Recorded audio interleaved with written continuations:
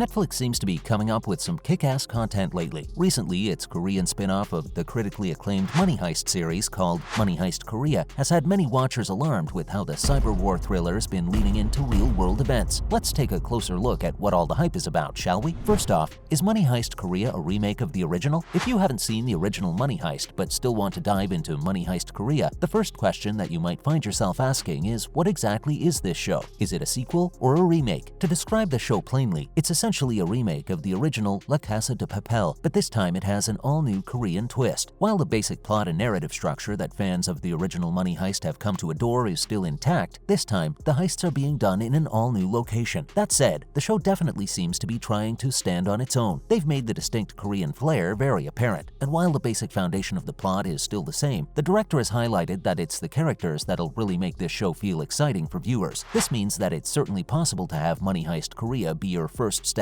into the Money Heist world, if you don't really want to catch up with everything that's come before. Next, is the action-packed thriller based on real-world events? While the Korean spin-off of the Money Heist series isn't based on a true story, the series is definitely tackling some real-world and relevant issues. The heist thriller series starts off with the Korean peninsula being reunited. With South and North Korea becoming one country, a joint economic area is created where people from the two regions are able to come and trade with each other freely. It's going to be where the new currency that is to be shared between the two united countries, the United Korea Mint, is to be printed. This is where our gang of thieves come in. The story essentially revolves around a group of robbers attempting to take 4 trillion won from the United Korea Mint while trying to avoid the authorities of both South and North Korea. While outmatched in terms of sheer strength, in true Money Heist fashion, they must use their wits and intelligence to gain the upper hand. Moving forward, what are some of its most alarming real-world elements? Although it's definitely more dramatic than realistic, the show actually takes elements that are completely real. As is often the case in real life, the real winners in Money Heist Korea are the rich. The show makes it clear that with the societal structure of the newly united Korean peninsula, the rich are set to be richer while the poor dive deeper into poverty. So it really shouldn't come as a surprise why viewers can't help but root for them, just considering how messy their entire situation is. In addition to discussing poverty and capitalism, Money Heist Korea also delves into class, immigration, and social stratification in a light that is very close to reality. All of this is painted under the backdrop of the professor and his crew attempting to carry out a daring money heist, adding even more stakes and excitement to the entire thing. If you've seen the original show, you'll know that they aren't exactly stealing the money. Instead, they're attempting to break into the mint and print an absolutely insane amount of these fresh notes for themselves. The alarming divide between the rich and the poor depicted in the series, to the point that it can drive individuals to such levels of desperation, is definitely going to resonate with some viewers. This is especially true for people who may be aware of the political and social issues of South Korea, as the show has an undeniably Korean flair to the entire plot. Next, the series also comments on the contradictory ideologies of North and South Korea. The plot of Money Heist Korea kicks off with the Korean peninsula being united, and the show doesn't shy away at all from highlighting the contradictory ideologies of North and South Korea. To no one's surprise, North Korea as a dictatorship and South Korea with its capitalist leanings certainly have a large ideological divide, but the one place they both value is the joint economic area. This is where the minting of the new currency takes place. So you've got a place that can print an unlimited amount of money and a group of thieves with nothing to lose. Add them together and, well, you get a money heist. One of the most major themes of the series is the economic divide that's always present in most capitalist societies. This show really tugs on the viewer's heartstrings by showing us the struggles of its main cast. It helps us understand just where they're coming from. It also showcases how, despite a reunification between the two countries, maintaining a balanced economy is downright impossible if one country is simply much poorer than the other. To really hammer down this idea, the series literally has it be one of the lessons that the professor discusses in his classes. And so, as much as the heist is a monetary move for the characters, it's also deeply political. It's their way of overthrowing the imbalanced reunification, which would only make the rich richer and the poor poorer. Quite the daring move, isn't it? Next, in other news, Netflix partners up with Microsoft to develop new ad-supported subscription plan. Back in April, Netflix announced that they're working on creating a new lower-priced ad-supported subscription plan. This would be in addition to their existing ads-free plans. Unsurprisingly, this news caught the internet by storm. Many people quickly opposed the idea, saying that being an ad-free and no-nonsense viewing experience was the whole point. Others highlighted how having an additional, cheaper ad-based option simply added more variety. We had complete radio silence since then, until last week when Netflix announced that they were officially partnering up with Microsoft as their global advertising technology and sales partner. In a blog post, Netflix stated that Microsoft has proven to cover and support Netflix's advertising needs as the two work together in creating a new ad-supported package. Further, they added that they are still in the very early days of this, but their long-term goal is to offer more choices for consumers and a premium, better-than-linear TV brand experience for advertisers. In Netflix's own words, it seems that the results of this partnership may still be far off, but that hasn't stopped people from going into a frenzy. Many have been quick to point towards hidden agendas behind the partnerships, while others are simply calling it a mistake. Either way, it might be months before we get to see any actual results of this partnership, so for now, let's all take a chill pill. Next, Netflix is making a live-action adaptation of the Japanese manga series Burn the House Down. Netflix caught the attention of many manga fans recently when they announced plans for a live-action adaptation of the hit manga series Burn the House Down. With the original manga being a fan favorite, fans are understandably both excited and nervous. The live-action adaptation is set to follow the story of the original manga. It revolves around Anzu Murata, a young woman who enters the house of the rich Matarai family as a housekeeper, with the goal of taking back the life which was stolen from her. As the story progresses, viewers will be in for a roller coaster of plot twists and reveals that left the original manga readers shocked and surprised. Netflix has recently been sparing no expense when it comes to their Japanese live-action adaptations, although as we've seen from past attempts like their Death Note and Cowboy Bebop adaptations, the results never tend to be that great. Still, fans of Burn the House Down manga are hoping this is the one adaptation that finally manages to stick the landing. Finally, Netflix's Resident Evil TV series ranks among the lowest-rated video game adaptations. The disastrous history of video game live-action adaptations has had many fans believing that the entire genre is cursed. While in recent times, series like League of Legends, Arcane, and the Sonic movies have done a bit to change this sentiment, we're now back down to ground level with Netflix's new Resident Evil TV series. Ranking among the very worst video game adaptations, the show is currently sitting at an average audience score of 22% on Rotten Tomatoes and at about 1.6 on Metacritic. Fans were quick to share their absolute distaste for the TV show. They pointed out how the show was a far cry from what the games are about. The Resident Evil TV show depicts an all-out post-apocalyptic zombie thriller, which isn't really what the games are known for. While trying to reach wider audiences with a more action-packed and intense take, it seems the show lost the support of people it should have appealed to the most, the existing fan base of the games. And just like that, another video game live-action adaptation bites the dust. While it's unclear if this series will be renewed for a second season, the first one does end with a cliffhanger that hints at the potential appearance of a fan-favorite character from the video game series. So it's possible that if given the chance, the show may be able to win back the love of the fans of the original video game series. That's a wrap for this video. See you in the next one.